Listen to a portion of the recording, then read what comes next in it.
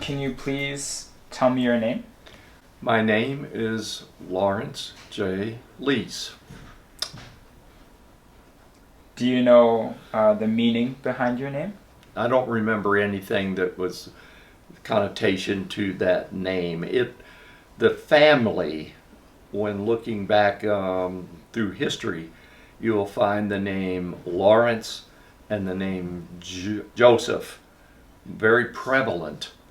I don't know how many Josephs there are, but there's a bunch, and there's a bunch of Lawrence too. So it was more reaching back in historical names for the Leis family.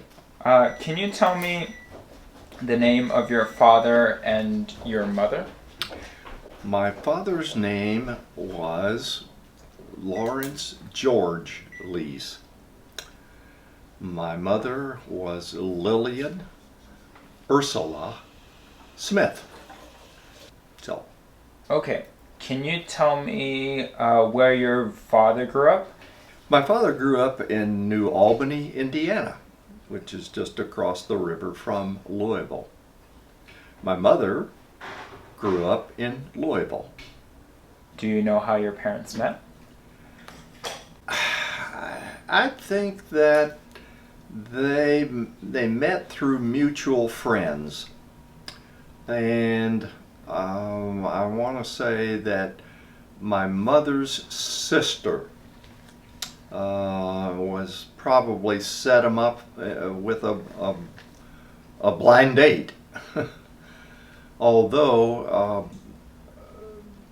my mother's sister and her husband was a musician. My father was a musician, and I think they played in little bands around town. In those days, when they first met, that was how people met and got together, was at dances. It was very, very prevalent as the main social event. In contrast to today, where it seems like the television is the a main thing, or bars or whatever. Anyway, dance, that's probably what it was, because my father did play in a number of dance bands. What instrument did your father play? Well, my father played all string instruments. Uh, he was competent in playing the piano. Guitar was probably the most important. He was a classical guitarist and had gone to Mexico when he was a very young man to study under some of the classical guitarists that were in Mexico City. So he was very, very, very good. He also could play the violin, banjo, just anything that had strings attached to it, he could play it. And he was very good at it. Did your parents ever talk about the first time they met? No. No, they never did. But I'm assuming, and I'm pretty certain of what I said earlier, that it was they got together at a dance, and maybe it was a blind date set up by my mother's sister and her husband. They were married before my mother and father were married. So, Can you tell me what year they were married? 1934. What happened next? Well, it's an interesting little story. There's more to it. Just the story of it. My father in those days was playing a musician. He was with a big band. In those days, they had these huge bands, and he was playing with one, and they were traveling all over the country. And they were in San Antonio, Texas, when my father proposed to my mother and said, "Come on, let's get married." And so my mother and her great aunt got on a train and took 2 days to get to San Antonio, and they were married in a beautiful little church right near the Alamo. The Alamo being a National Historic Monument site where the Texas Rangers and others fought against the Mexicans to free Texas from the domination of the Spanish.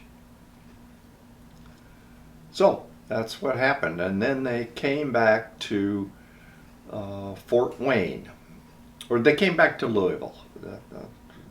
They came back to Louisville after that, and then I came along in 1936, and that changed a lot of things. That changed my father from playing in those bands and traveling so much. He played then in bands in Louisville, and sometimes they would go out of town, but mostly it stayed in Louisville. That's kind of what came next. The baby started ruling the roost, so to speak. So where were you born? Louisville, Kentucky. Louisville, Kentucky. St. Joe Infirmary. This Joseph business is very prevalent in our family. Yeah, that's where I was born. And we lived there. If that's the next question, perhaps we lived there until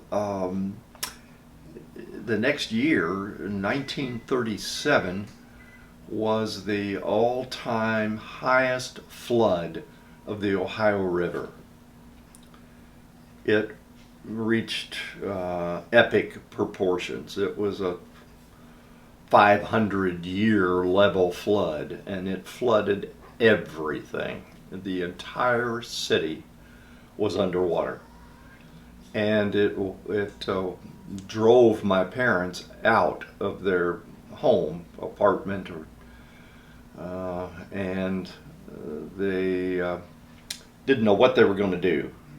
The flood was devastating, wiped out everything. So they were not knowing exactly what they were going to do, but they got a phone call from friends of theirs who had gone to Fort Wayne, Indiana, to open a music store and carrying all kinds of instruments, string instruments primarily, and some horns too, but mostly it was guitar. So my father, being proficient and a classical guitarist, they asked him, "Would you like to come here and teach people? We think there's a great opportunity in this city." Fort Wayne was not a terribly small town. It wasn't a great big town, but it was like 115,000 people in 1937, which was pretty good. So they decided, well, we don't know how long this flood's going to impact us, so let's go. And off they went with me in tow. And we lived there until 1949. It was 1937 they moved up there. 1949, a big event happened in our family. My father passed away, and my mother, needing help to take care of 2 kids, because brother Tom had come along by then. He was born in Fort Wayne. And so So they came back to Louisville. We all came back to Louisville because there was family here, and she could get the support she needed. There was also a very good job opportunity came along, so she could use her executive skills as a secretary. Do you know how your father passed away? He died of a cerebral hemorrhage. My father died of a cerebral hemorrhage. We think that it actually occurred after a serious fall down a basement stairs in our home. And he was unconscious for hours after that fall. But he would not go to a doctor. In those days, people just didn't run to the doctor for every little thing, and he being German descent, they're kind of hard-headed, and he just didn't go. My mother knew it was serious, and even I knew it was serious, and I'm just a kid. Because he was unconscious for many hours. Finally came out of it, but then about a month later, he, in the middle of the night, had an explosion in his head, an artery burst, and that's a cerebral hemorrhage. They rushed him to the hospital, but he never really came out of it. He was in a coma and never came out of it. Passed away after about another 3 or 4 weeks. So time frame of about a month and a half. What kind of person was your father? Well, to be honest, I never really knew him. He was gone a lot. He always brought me comic books when he came back, and I enjoyed that. That's how I learned to read. I devoured the comic books and enjoyed them enormously. But back to the question of what kind of man he was. Unfortunately, many musicians, and I don't know why, were heavy drinkers. They were constantly playing at events where booze was flowing all the time. And he got hooked on booze. And so he was an alcoholic, a serious alcoholic. So between being gone playing these gigs, when he wasn't doing that, he was drinking too much. And people who drink a lot are not very friendly. So I don't have any really great memories of him. I stayed away from him because there were several occasions where he would lose his temper. Candidly, I never really knew him. What is one memory that you remember about your father? During the Second World War, he was classified 4F, meaning he was not acceptable to go into the services. However, he decided that he needed to contribute to the war effort, and he got a job as a supply officer at a big airfield there in Fort Wayne. And I remember he took us to the airfield. And their job was to load the airplanes, transport planes that took goods to the soldiers wherever they were fighting, to Europe, to Japan, to the South Pacific, wherever they needed all kinds of supplies, blankets, and you name it. But a lot of it was rations that were candies and good stuff to eat, really good stuff to eat. So my memories are we got a lot of that. We also were able to get leather helmets that were used by the Air Force, and they were cool. They were really cool. It was a lot of fun to go out there, and then we got to see all the different airplanes. Those were good times. Was your father, as an artist, obsessed with perfecting or pursuing his craft of music?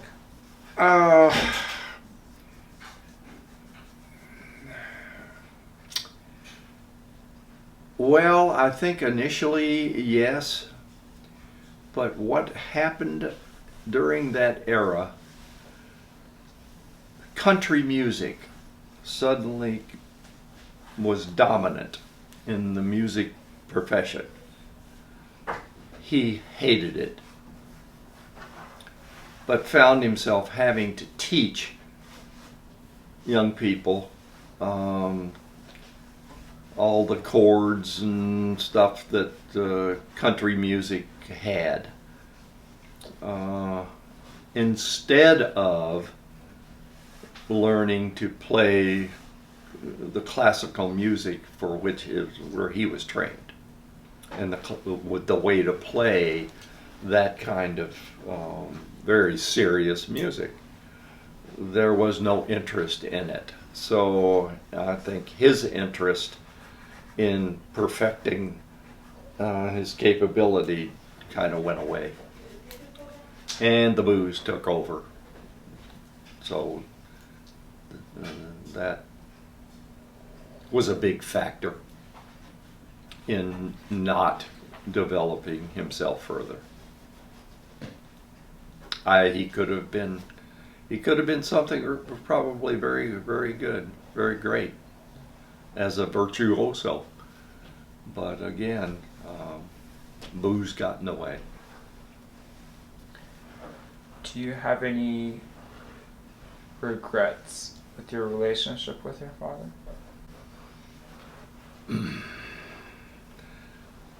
I was a kid. There was not much I could do about it. It was a very, very tough time, because he would come home late at night from playing a gig, and he would be drunk. So there wasn't any real opportunities to talk. They just didn't exist. Because he was either gone or he was incapacitated. Seriously incapacitated. So made it very, very difficult to have any kind of a relationship. There just wasn't. And I stayed away from him. So if there were any regrets, it would probably be maybe I could have done more. I don't know. If people have never experienced living with somebody with that kind of handicap, it's devastating, because they can't intelligently carry on a conversation. I don't know that I have any regrets because I don't know what in the world I could have done. In what ways do you think your father's successes and failures as a parent influenced you when you became a parent? Well, I was determined that I wasn't going to let alcohol dominate my life. That doesn't mean I don't enjoy drink, but I'd keep it in serious moderation, I believe. I also felt like since I had no relationship with him, I was very determined to have a relationship with my children, as close as I could. And so I decided up front that they were very important to me, and worked at it. Did not let all the other worldly things get in the way. I would read to them every night, play with them, take them places. I had a strong relationship with them. We used to go on what we called adventures on the weekends, and we'd go to the parks and play, and they enjoyed that enormously, and I did too. So it was close relationship as a result. What year did you come back to Louisville? 1949. That was right after my father passed away. Why did your mother decide to come back to Louisville? Because she needed support. She knew she was going to have to go to work, so I was in the seventh grade, and Tom was in the fourth grade. So we had to, somebody had to be there to help at the end of the day and so forth. So we moved back and moved in with an aunt and uncle and a first cousin in their home. They were very gracious to allow us to do that. And the first cousin, they had two sons, one much older. He had already left home, and the other was my age. So that worked out pretty well. And my mother had the support that she needed and was able to get a good job because she was so proficient as a secretary. She got a very good job. We lived with them until I graduated from high school, which was 1954. And then my mother got an apartment directly across from this aunt and uncle's home. So that worked out really well. They had their own place, and my brother, of course, was still in high school at that point. That worked out really well. Can you tell me more about your mother? She was a very, very strong person, very professional. That's why she was so good at her work. But the other side of the coin was she was a very attendant mother. She was very interested in everything that we did. She was great. She was always there for us.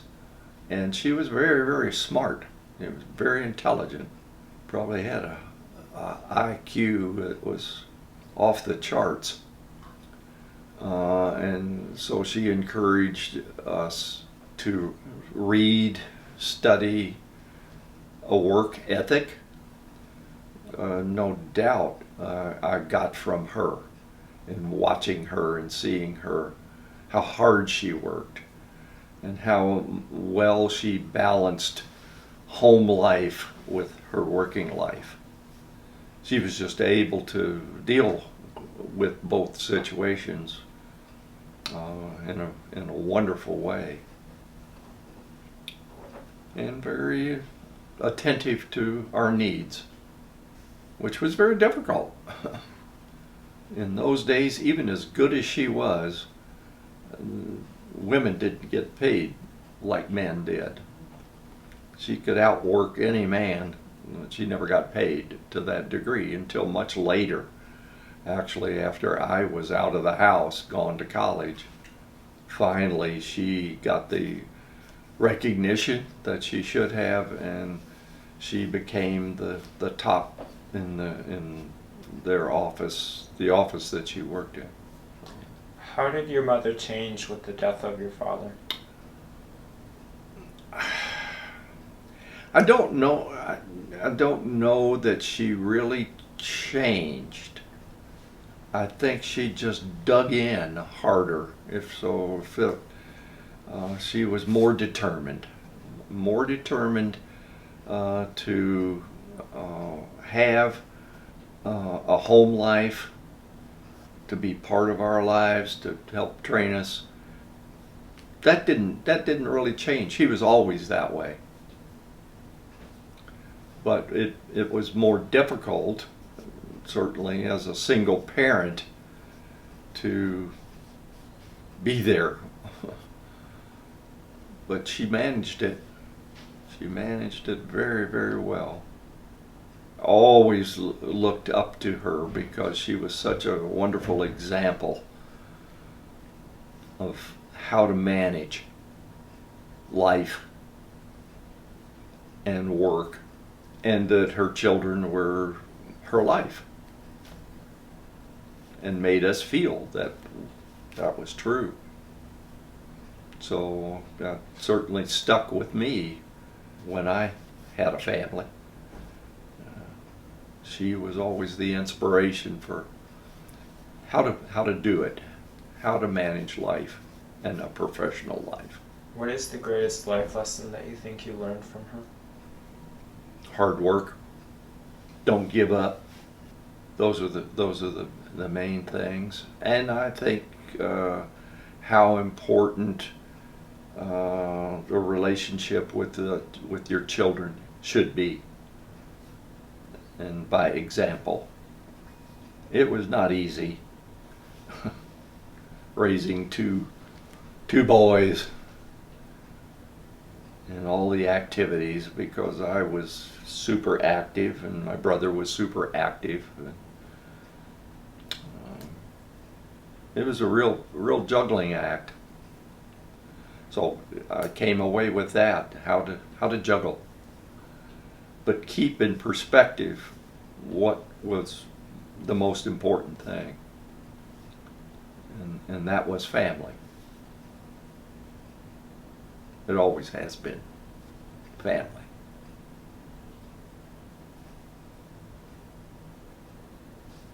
So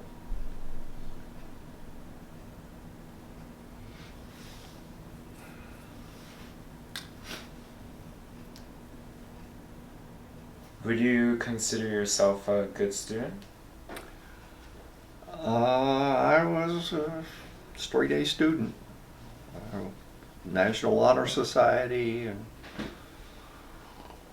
all of those kind of accolades.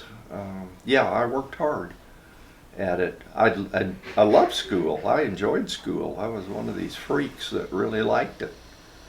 I also, just going back, very few people know what they want to do at young ages.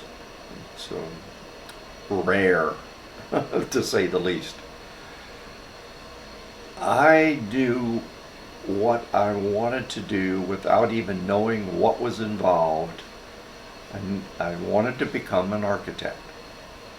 And how that happened was a fifth grade teacher who I will never forget.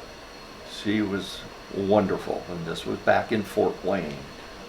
I drew very well, and I had done some drawings and paintings, and she taught art as well as math. Interesting combination. But so anyway, her name was Fisher, Mrs. Fisher. I'll never forget her. She encouraged me to think about going into the arts in some form or another. And the term architect came up, and I didn't know what an architect did. But when we moved back here and I got into high school, I quickly found out, because we had advisors and we had teachers, and I learned to draw and draft and mechanical drawings and all of that, and I loved it.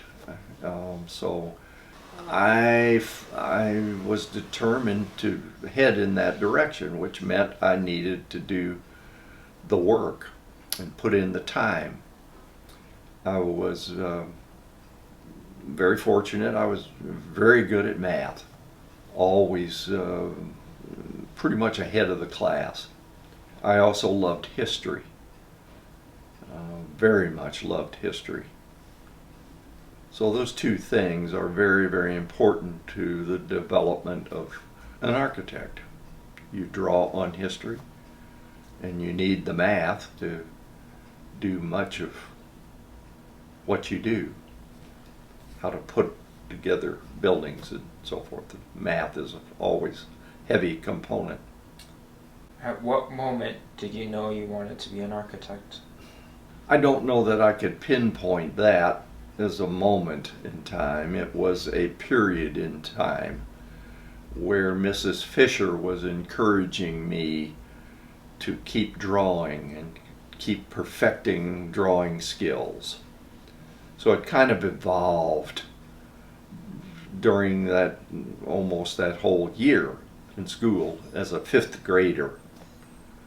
If you could translate that to a moment, then it was a year. It took a year to begin to start to look into what it was. But it was later into high school before I really knew what it was that architecture was all about. Once you realized you wanted to be an architect, how did you pursue that dream, that career? I had a very good counselor in my high school. There again, I was blessed. I went to a brand new school that was the first high school in this whole region that was devoted to AP advanced programs for college. 80% of our class went to college. So everything was so as a result, we had wonderful counselors, and they helped me identify architects in the community that I might be able to go talk to. And I did, and established a rapport with a man named Fred Lewis, who he and a partner, Reed Henry, had an architectural practice. So he was a mentor to me. He also was an alumnus of the University of Cincinnati. So early on, I was determined I was going to go to college, obviously, to pursue that profession. And he was a wonderful mentor. And coming from a school that I would subsequently find out I could afford to go to, because I could work my way through and pay my own way, because my mother, being, as I was saying, she was grossly underpaid for what she did. She helped as much as she could, but I had to have scholarships, and I had to have work. And the University of Cincinnati's program has a co-op part of it that's very important. You go to school a semester, you work a semester. You go to school, etc., back and forth. It adds 2 years to a program. Instead of a 4-year program, it's a 6-year program. So the academic program was much better than other colleges. So that was something I was very interested in. So it solved a lot of problems. And Fred Lewis was very, very helpful. I subsequently, after graduation, came back and worked for that firm, and eventually I owned it. When was the first time you met Fred? Probably about 1956. I was a sophomore in college, or in high school, excuse me. Sophomore in high school. I had done some research already on schools and found the University of Cincinnati program, and then subsequently found out that he was a graduate of Cincinnati, and that's how I approached him. I said, I'm thinking about all of this and wanting to be an architect, and you're an alumnus of Cincinnati. Can you tell me about it, etc., etc.? And he did. He was very gracious. So we had a wonderful relationship for some 30 years. How did your family feel about you going to college, and were you the first person in your family to go to college? I was the first person to go to college in my family, yes. Well, they were incredibly supportive, urging me on and doing whatever they could to help. That usually meant when I would come down, feed me, give me food to take back to school, give me $5. They were very, very supportive. As being the first one to go, they wanted to see me succeed, so they helped as they could. What kind of dreams did you have for architecture before you got into it? What kind of person did you see yourself? What kind of architecture do you want to do? What were some things that actually turned out to be different expectations that weren't, where reality was different from expectations? Well, the education of an architect is focused on design and mathematics as it would apply to how you put together a building and make it stand up so it doesn't fall down. I think the education, while being excellent in those things, we did not spend anywhere near enough time in how to communicate with a client, somebody who wanted to build something. I think the educational system is sorely lacking in that. In my senior year, we finally got to develop something on our own with a real client and have interviews with them. So that was a real eye-opener. As to what I was dreaming about, I just wanted make a difference in people's lives and serve them. Um, but do it in a very creative way that they might not have ever thought about. And I thought that my training and design skills would help with that. And it did. So I had to learn how to communicate to people. And that was through drawings. I did a lot of renderings of ideas of what a building might look like. In those days, of course, everything was done by hand. We didn't have any computers, we didn't have calculators. I had a slide rule, archaic piece of equipment, but I could do everything with it. But had to learn to draw on the cuff, so to speak, sitting across the table from somebody. I would sketch out ideas and that way find out what they wanted, what their objectives were. So the architecture that would come out of that was reflective of the key things about architecture. The first being siting. Where do you place a building on a piece of ground? What is there to look at? Where's the sun coming in? Where is there shade? How do you park cars? All of those kind of logistical things are very, very important. You can make and break a beautiful design of a building if you don't site it well, don't place it well. So I was always very cognizant of how to place a building and to make it optimum for the users.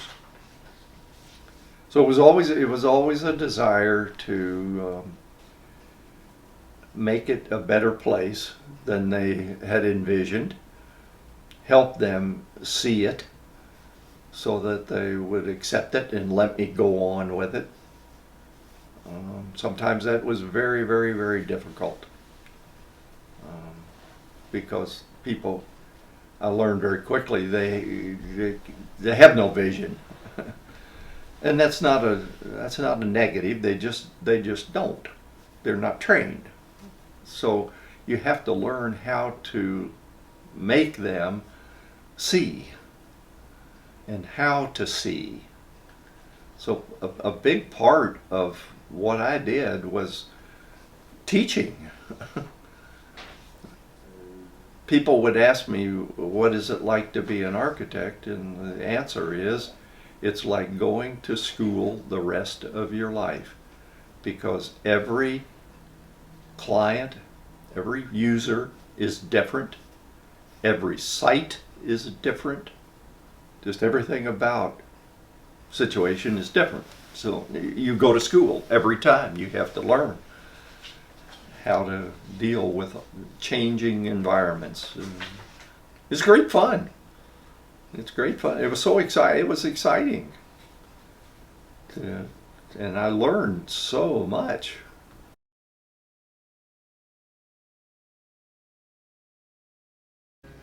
Please tell me about your decision process of going to the University of Cincinnati. Well, I had done quite a bit of research into colleges, mainly because of how could I afford to go to college in the first place. The family didn't have any money to send me to college. I was the first of the family to go to college.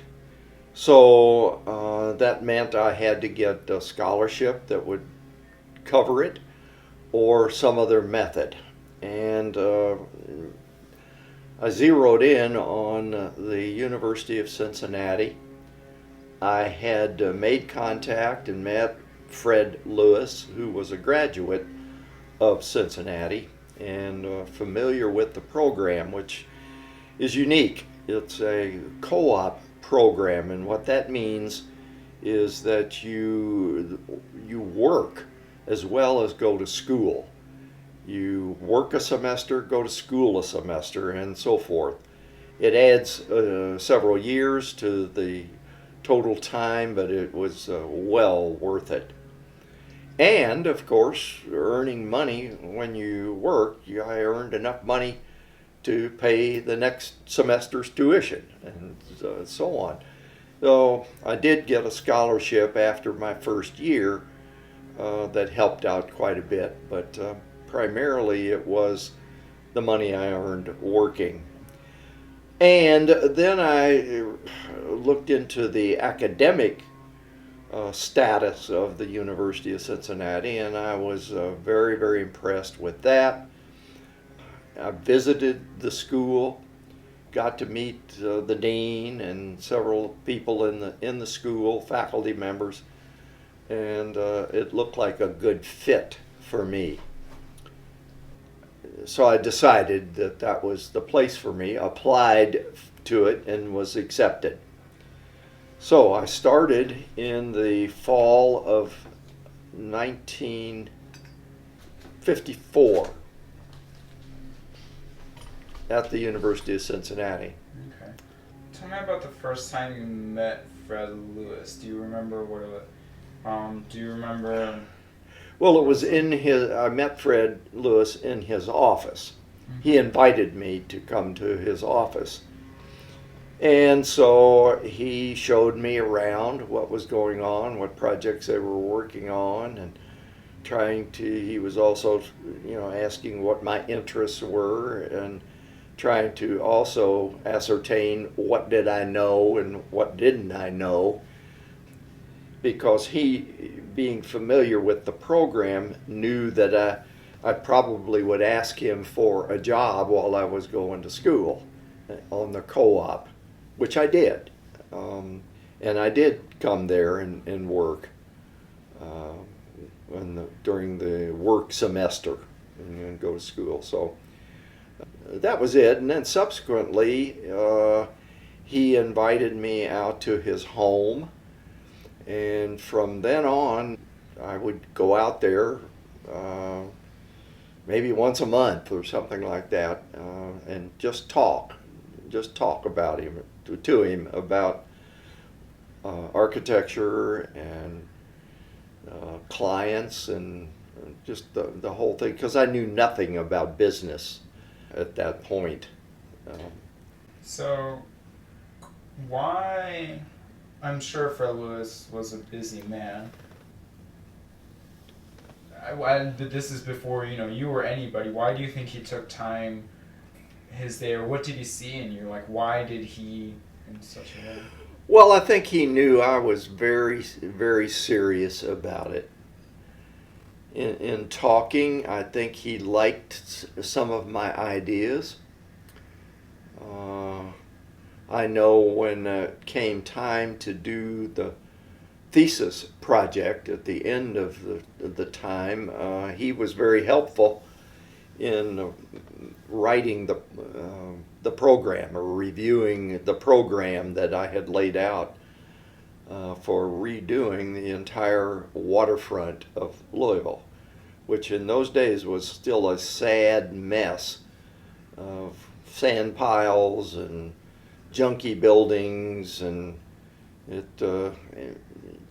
was pretty ugly. And here's the front door, if you will, front yard of the city of Louisville, and it was a garbage dump.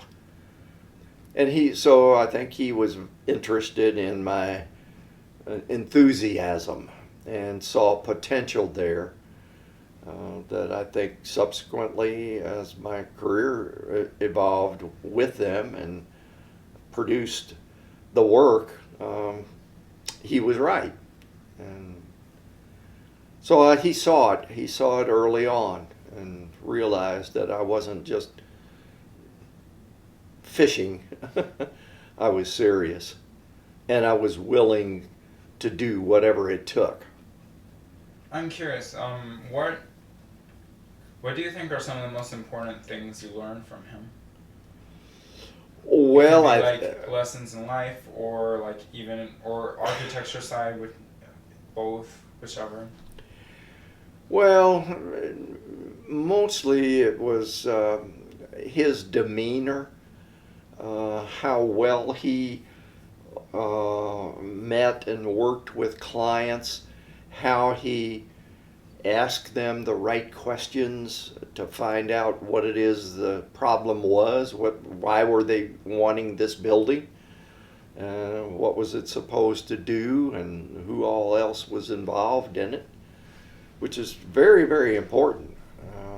Very, you must understand what the client's needs are, or you can't design something that meets those needs. So he was very, very good. He was smooth. He was well educated, of course, and just had a wonderful demeanor that was instantly, people liked him. And I thought, that's great. That's a secret. So I would pattern myself after I watched him very carefully and then mimicked those things that he did. And then it gradually became, you know, I didn't even think about it. I did it. And so in a way, I became his clone, which was a good thing. My normal nature, I'm a double A personality, which means sometimes I can go off half cocked on things, and I think he taught me how to be more reserved and control attitudes and so forth, so that it became second nature. Tell me about Mama. My favorite subject. Well, that was interesting. We apparently had met at a Halloween party several years before we dated, and I didn't remember her.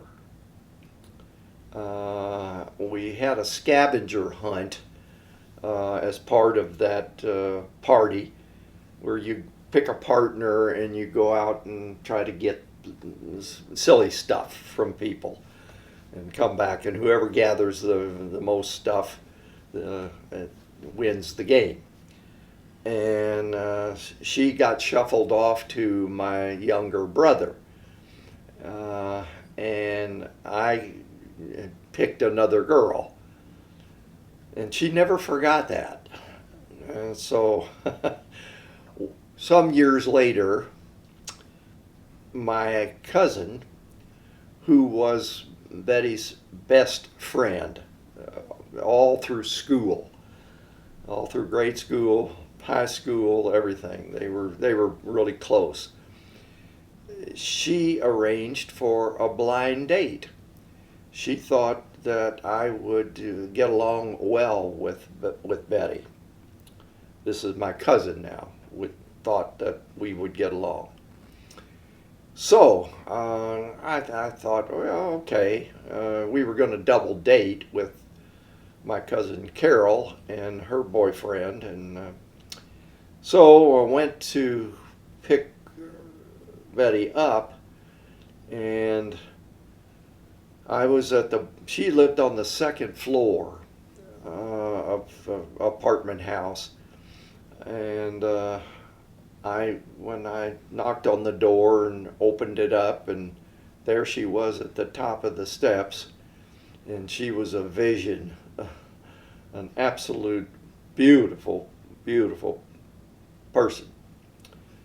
Physically, I come to find out she was even more beautiful inside. Weird as it may be, I think I instantly fell in love with her. And we went out that night and we had a grand time. We went to a dance, which was typical of those days. We went to dances all the time. And so that started it. And she had had a number of boyfriends because she was so attractive and so much fun. But I did the best I could to try to dominate her time so that the other boyfriends disappeared. That took a while. I think she had a big crush on one that took a while to get over. And I didn't know that until much later on. But we started going to typical high school dances and just having a grand time every time we went.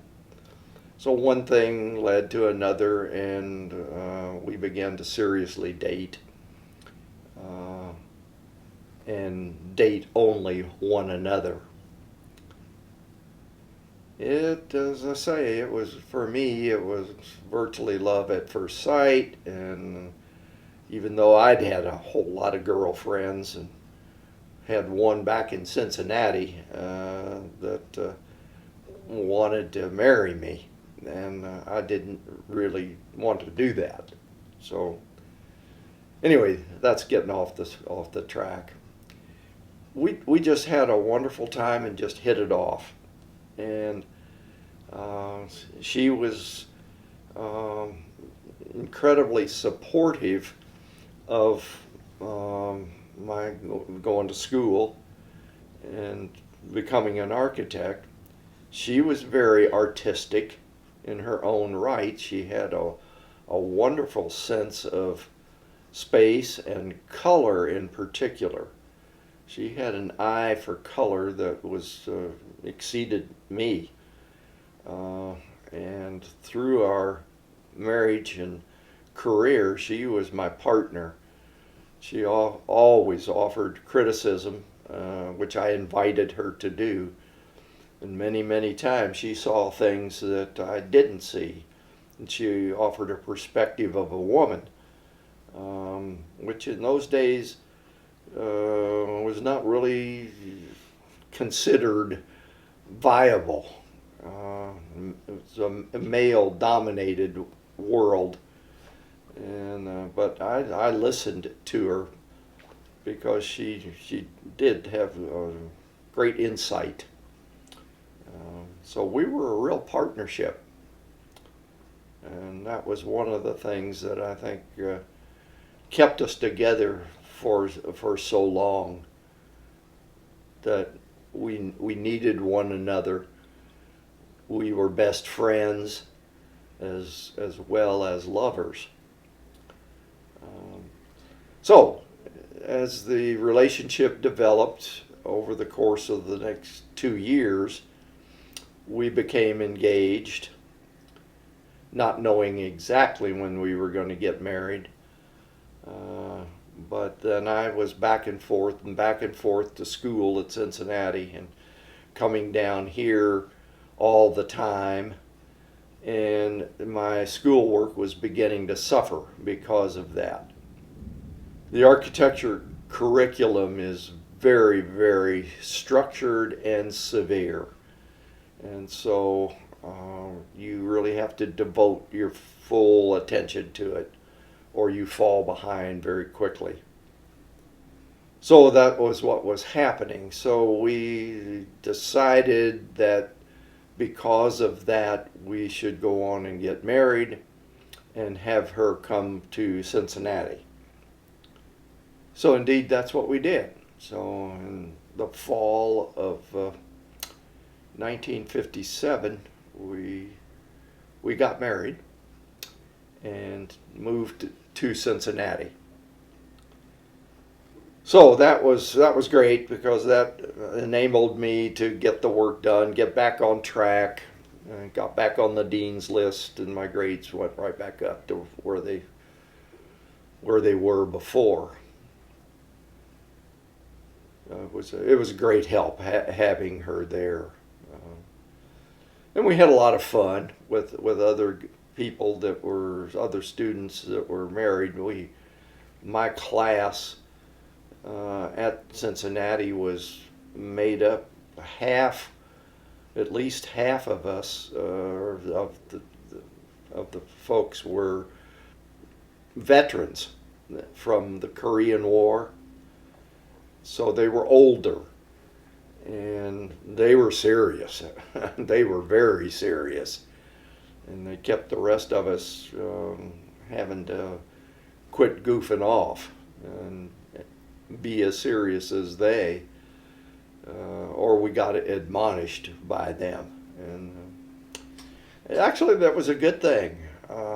You grew up really, really quick, and that too helped in developing capabilities that would be marketable, that when I got out of school I could get a job.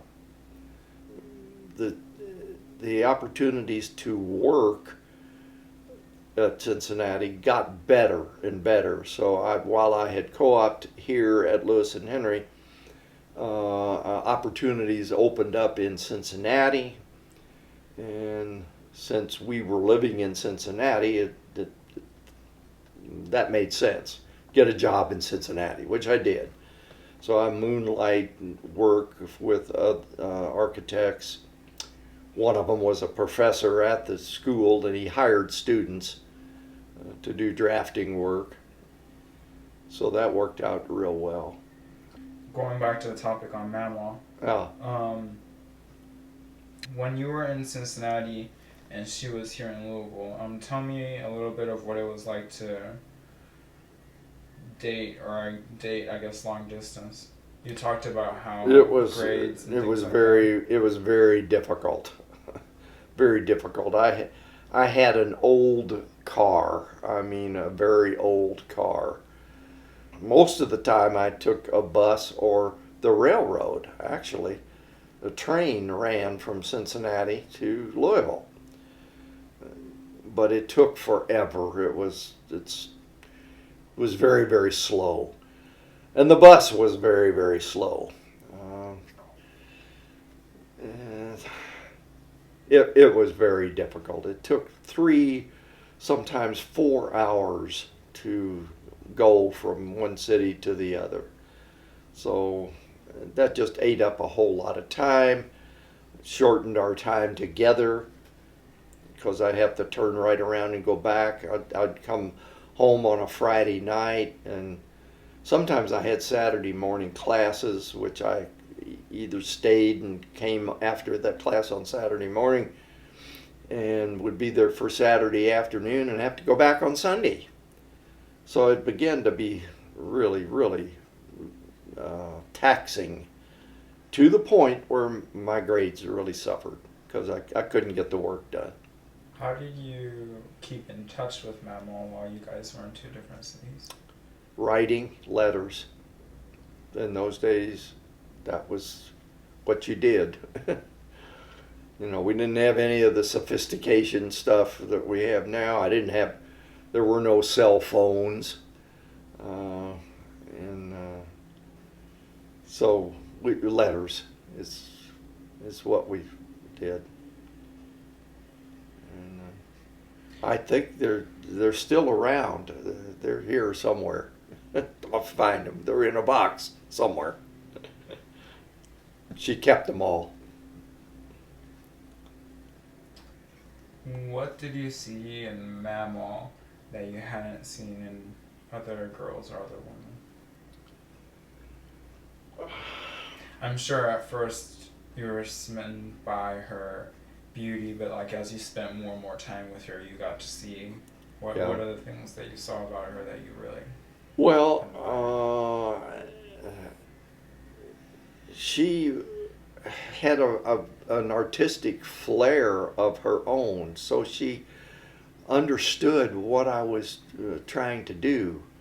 She understood what I was learning, and when I talk about the classes, except for the math, because that was not her thing, but the design work and drawing and painting and all of that, she was on top of it. And So that was very unusual that you would have a girl that had those kind of skills. That, and she was such a caring person.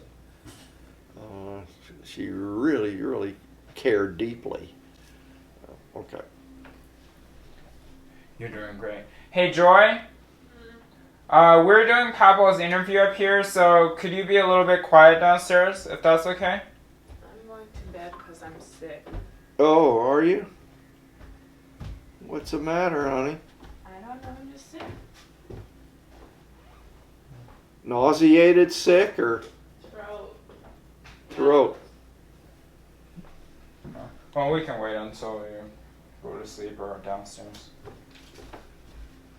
Hope you feel better. Do you want some of this cold? Do you think you're getting a cold?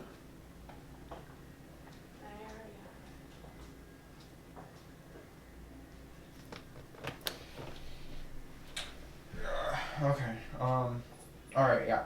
So you were saying that Mama was a very caring and kind. Very caring person. Yes. Yeah. Just her demeanor was just sweet. She was fun to be around and fun to be with, and she had a spark. She was a tomboy when she was younger, and she could beat any boy running and kicking the ball and all kinds of stuff. I found that out the hard way. What happened? Well, one time we were at General Butler State Park. We went up there. It's in Carrollton, Kentucky, halfway between Louisville and Cincinnati. And we used to go up there because it was a big lake and you could swim in the lake, and big campgrounds all over the place and picnic grounds and so forth. So you go up and spend the day and have a really nice time. Well, we got to fooling around with one another like lovers do, poking fun at one another and so forth. And somehow I was supposedly a track star, okay, fast runner, and she said, "I don't know how fast you are. I'm pretty fast myself." And I said, "Oh yeah?" And she said, "Oh yeah." Well, we were in shorts and so forth and barefoot, and so she said, "Let's go. Let's run." And I said, "Well, I don't have my shoes on." She says, "I don't have my shoes on either." So fair is fair. And I, well, oh, okay. So we started off running, and I could not stand running on pavement or whatever with tender feet. I always had real tender feet.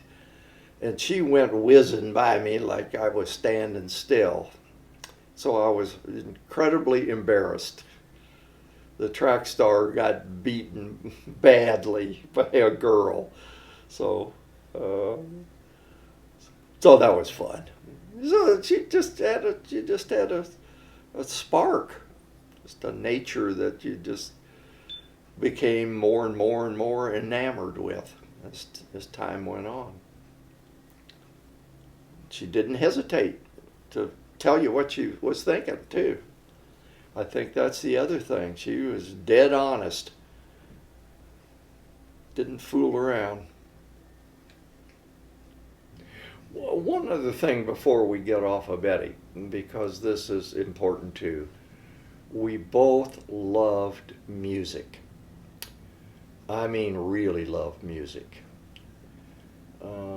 I was in the choir and quartets in high school, did a lot of singing, and still in college did a lot of singing, and so I would sing to her, which she liked a lot.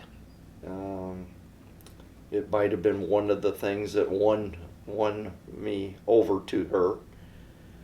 But we enjoyed musical shows, and In those days, there was a facility called the Iroquois Amphitheater, which was an outdoor amphitheater where they put on a lot of the big musical productions, like Oklahoma, like Carousel, just a whole bunch of the classic musicals. Seven Brides for Seven Brothers, and shows like that were big Broadway hits that were on tour, and they were coming there. And we went to every single one of them. And just loved it. So we had such a mutual love of that kind of enjoyment, shows in particular. What was favorite date night for you guys before and after you guys got married? What was something you would do often? Well, in school, when we were in college, we didn't have enough money to do anything. So what we did with other folks who were married, and some had children, some didn't, we always got together in a park and had what amounted to a beer party. And food, of course, but we'd go get a half barrel of beer, and which was you could do in Cincinnati. You could get that, and it was just 3-2 beer, so nobody got drunk or carried on with it, and we just had a great time cooking hot dogs and hamburgers and stuff, and just being together, all of us who were in the same boat, didn't have enough money to go to movies or anything. So that was our date night, and that was usually Friday night, sometimes Saturday. Bigger events were on Saturday night, so, but there again, we didn't have the money to go to those things. So Friday night was date night, end of the week. And Tell me the OKRA story. About what? The OKRA story? Oh, well,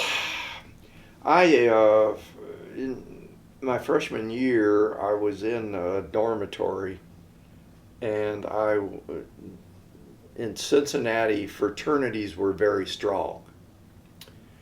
There were probably 10 major fraternities, and they have Rush Week, they call it, and that's when they are trying to get new members recruited. And they have parties and so forth, and at the end of the day, they offer an invitation for you to join or not. They don't take everybody, and take the ones they think would be compatible. So you become a pledge to a fraternity, and you had to wear a beanie hat with the symbol of the fraternity that you were pledged to. That was kind of demeaning, but anyway, we did it and didn't think a whole lot of it.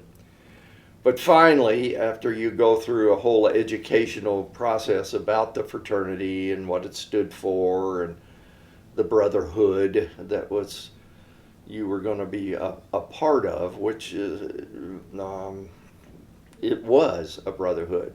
So it was a great experience for me.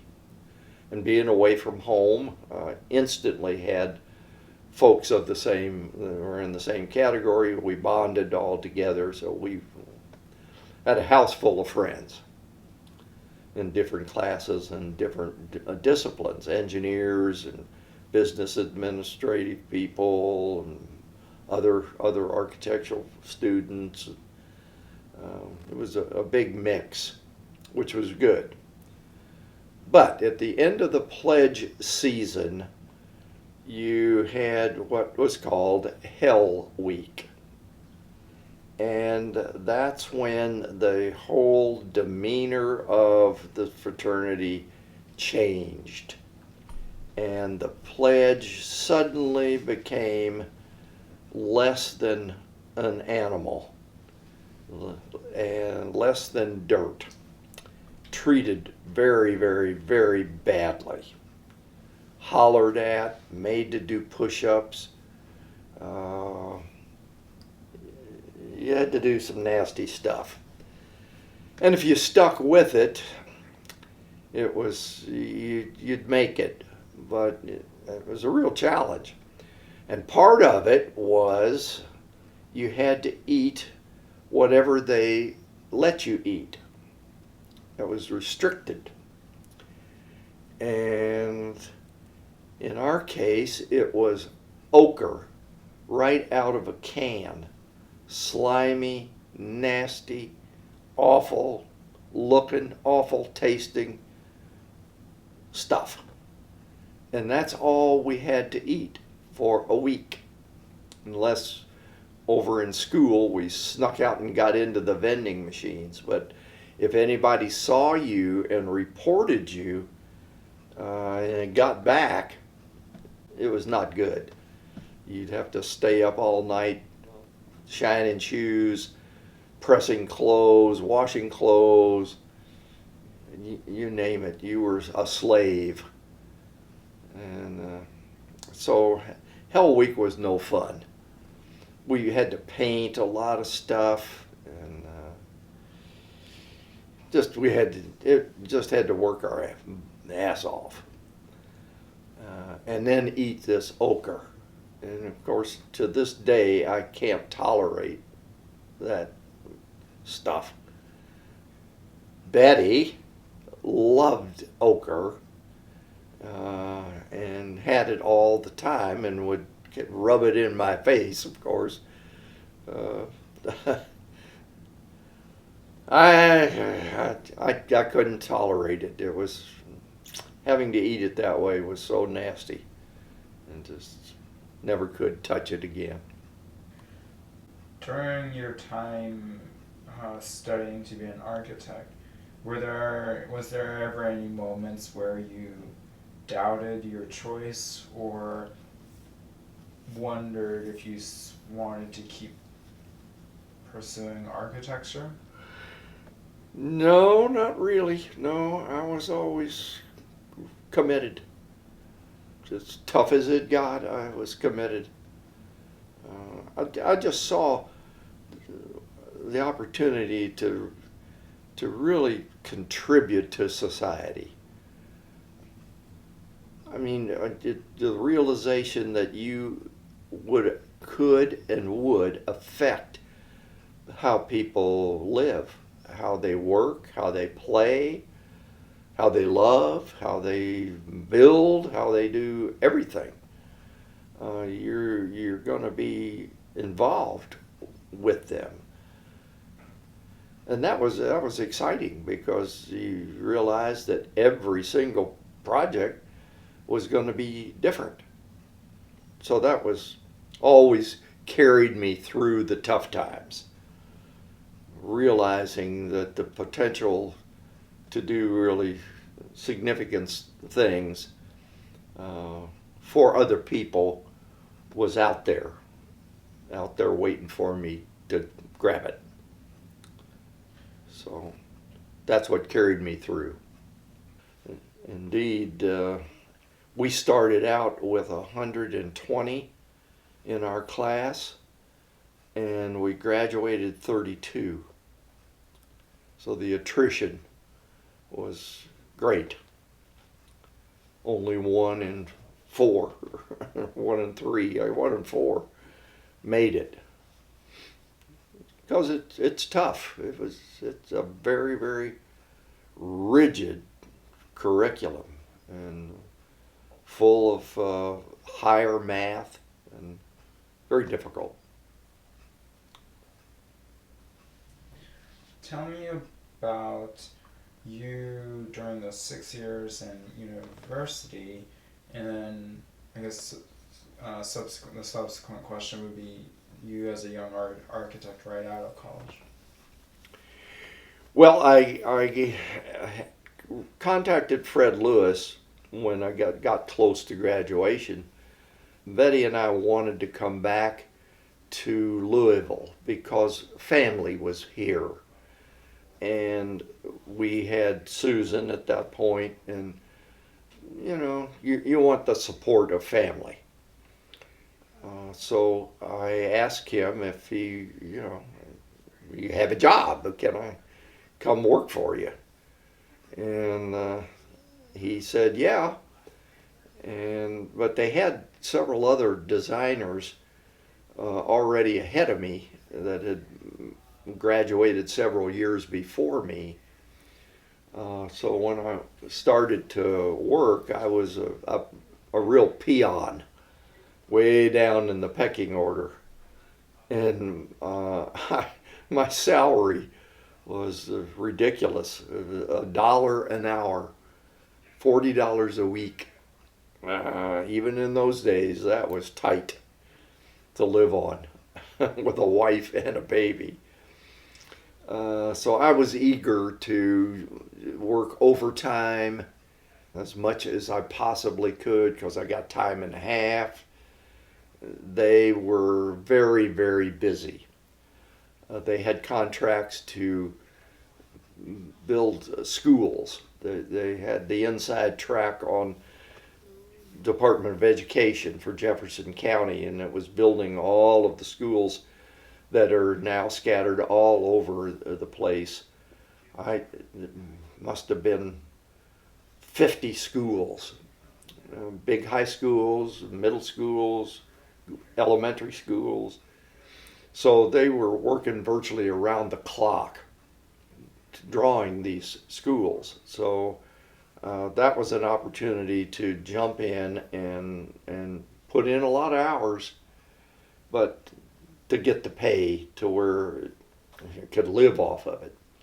Well, that went on for about 6 months, and the designer, a young designer ahead of me, was actually doing the Presbyterian seminary. They had just gotten a commission for that, and he was doing preliminary sketches of it, and they were, it was very preliminary. Really no finite design at that point. And he got sick, and I mean really sick. And they didn't know what was wrong with him. And so sick that he went back. He was from up in Pennsylvania, and he went home at his parents' urging, and come to find out that he had cancer, a brain cancer, that was affecting him dramatically. And so he never came back. And within 2 or 3 months, he died. Really, really sad. I didn't know him really well because I was off doing just routine drafting. I was actually in another room, but I always snuck back and talked to him and to see what he was doing with the seminary. Well, opportunity of a lifetime emerged right then and there. When he could not come back, they were in a dilemma. Who could they put on the project? Fred Lewis had some ideas about what he wanted to do, and he and a landscape architect had been looking at the site, which was a beautiful site in Seneca Park, to where the campus was going to be built. So I was brought into then as the principal designer, and of multiple buildings, the chapel being the most significant building in the heart of the campus. But there were libraries, classroom buildings, student centers, dormitories, married student housing, ball fields, just everything connected with a campus of several thousand students. So it was a big project, very big. And we knew that the chapel was going to be, it had to be a very, very significant building. You're training ministers here, so it had to be something that would inspire young people who were coming into the ministry. As I say, it was an opportunity of a lifetime to step into something like that at that age and be the principal designer for the entire campus. How old were you? Well, let's see. This was 1961. So 25? 25 years old. Yeah. 25 years old. Now, of course, it was not registered yet. It was 7 years later before I got registered. What was your vision for the Presbyterian seminary, and how did you meet its demands? Well, Fred Lewis had some thoughts about the significance of the building, of the chapel in particular. And we thought that the other buildings all needed to be nice and crisp and clean, but not dominant, not take away from the singular importance of the chapel. The chapel had to be the dominating feature.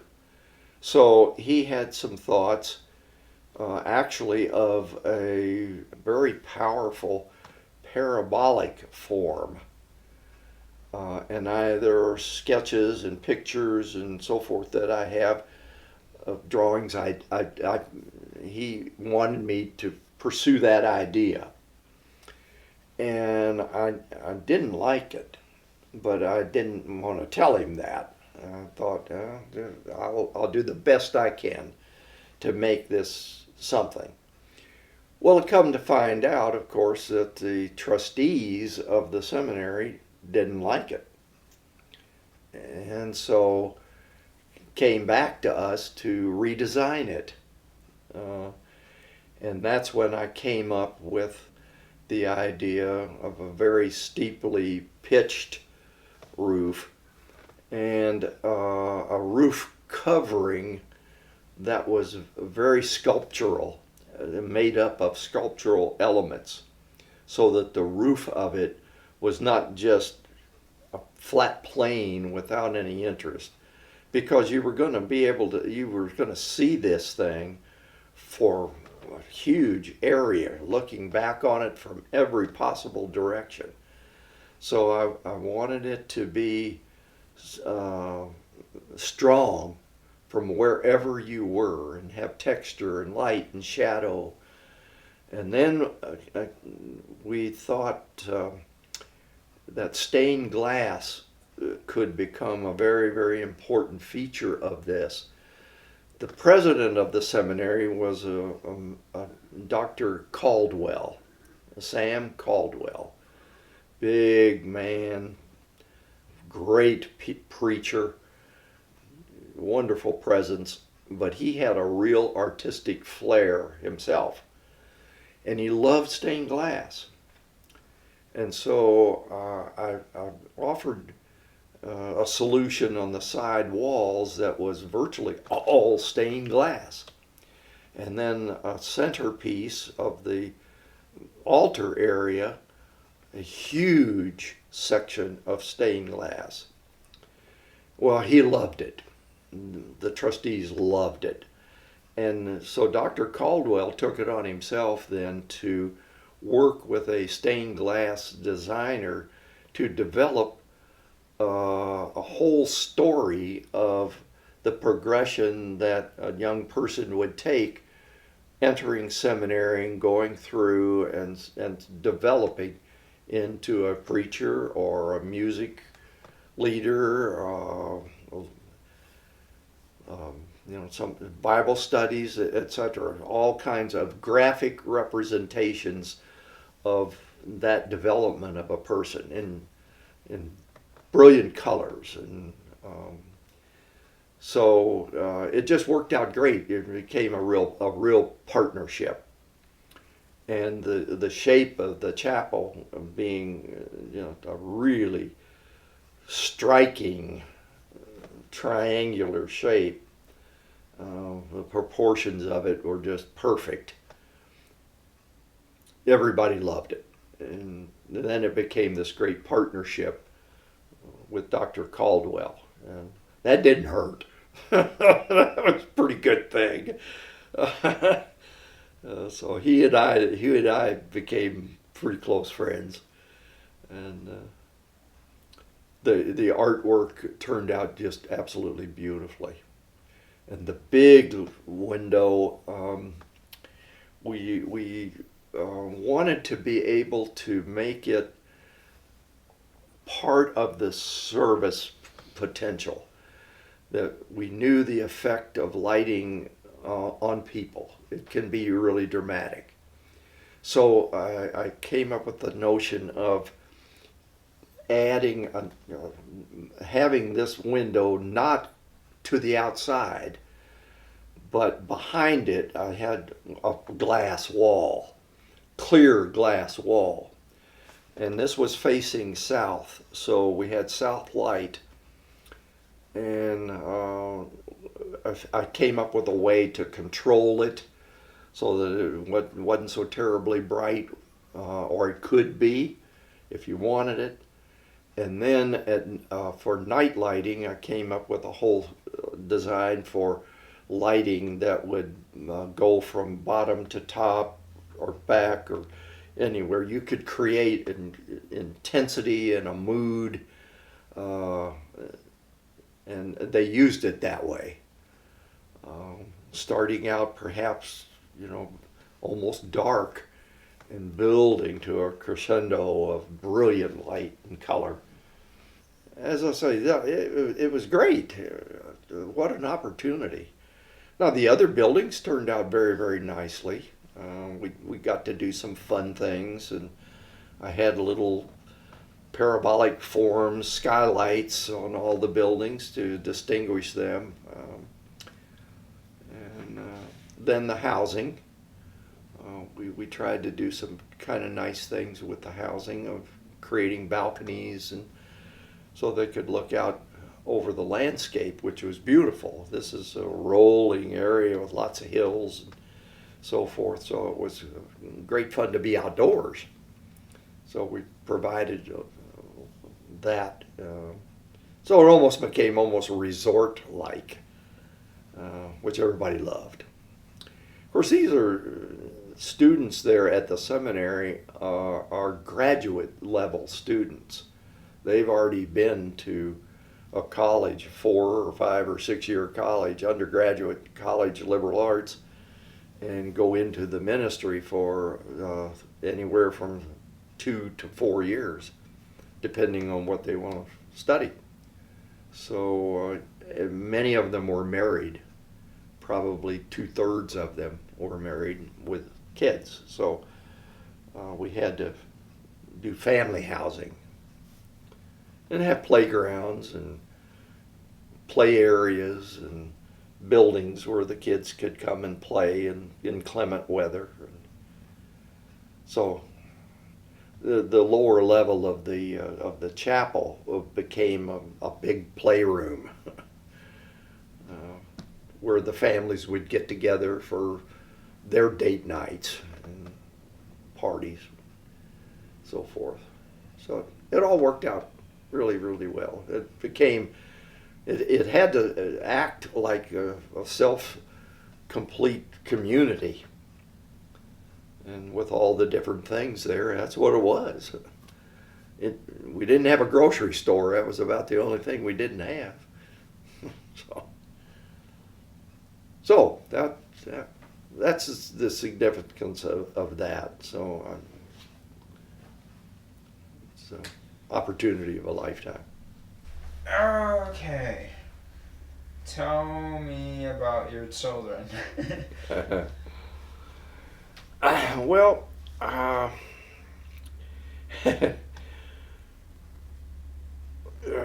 you remember from earlier conversation that I told you about my miserable childhood. So I was absolutely determined to be the best father I could be, not knowing what that was. So it was learning on the fly. And that was good. That was good. All right, well, I found the way to connect with the kids was reading them stories. And of course, I love to read. And I use a lot of intonation, a lot of action, voice and movement of hands, so that it became really an adventure. And it was every single night. Rarely, if ever, missed a night that I didn't read to them. And of course, they didn't want to stop. And that was a problem. And because I was so overzealous about being with them and being a father to them, I probably spoiled them, both of them, which took a while to get past. Anyway, to make the story, the connection was very, very strong. And then when they got a little bigger, it was going out on what we called adventures, and it was outdoors. And we'd go to different parks and just have a great time, chasing each other, rolling down hills, because Louisville's full of hills, and a great opportunity to have big banks of grass that just great fun to roll down. That's all we did. All kinds of stuff like that. Climbing on monkey bars and all that kind of stuff. So one thing that happened that changed things to some degree and created a little more animosity between Susan and Mark was Mark fell out of bed, hit his head hard, and had a seizure as a result of it. We rushed him to the hospital not knowing what had happened, and he came out of it, and a doctor who was a neurologist, head of the neurology department at the University of Louisville Medical School, tested him to try to determine what he thought had happened, whether we were faced with epilepsy or whether it was something that was caused by the fall. He wasn't sure. He never was sure. I was sure that it was the fall because he never had exhibited any problem of epilepsy before that happened. So I never thought he had that. They treated him as if it was epilepsy, so they gave him medications that were designed to mitigate an epileptic seizure, which he never had another episode at all.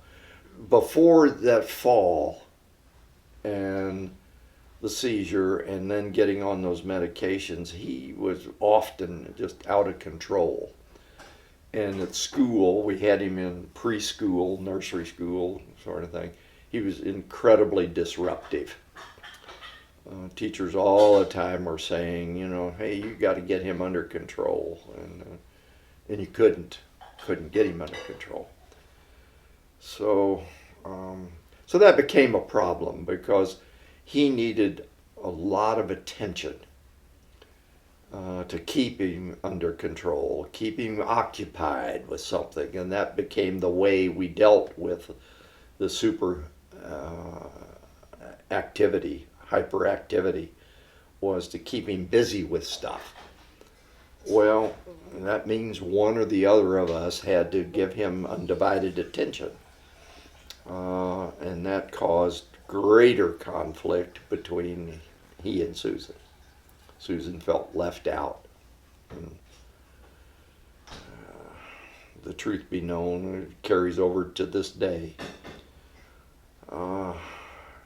Anyway, it was great fun. I think they had a ball growing up because we did so many things. I really spent as much time as I possibly could. I would wait till they finally went down before I would do any work. And I probably did my best work at night after they were down in bed.